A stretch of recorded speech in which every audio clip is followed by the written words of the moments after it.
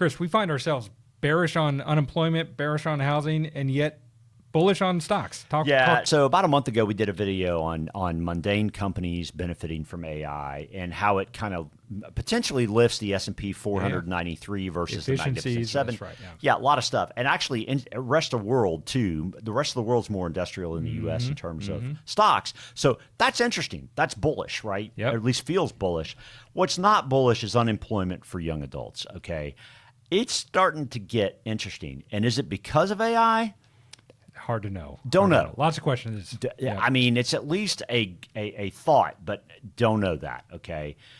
But it at least seems like families with young adults need to be planning around that topic somewhat. Meanwhile, in housing, U.S. home prices fell in 39 out of the top 50 metro areas in July. Next chart, Redfin reports that there are more sellers than buyers, okay? Yeah. So why is that? I mean, because homes are so darn expensive right now. They are. That's right. So you've got this huge affordability gap, as our friend Charlie Bolello points out. And the one thing that's so interesting about this chart to me is the median income. So what happens if you have a higher unemployment rate? Incomes do not go up. They tend to stagnate, right? Yeah. Which means if they stagnate, what has to happen to the price of a house? You would think.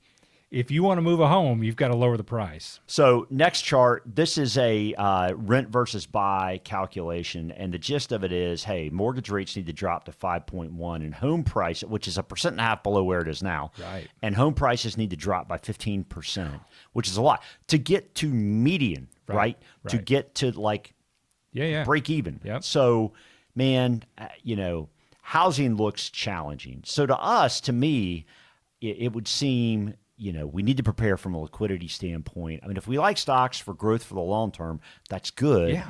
But give yourself the time to let that work itself out, but remain liquid, I think, for the pressing needs of today and tomorrow. Yep.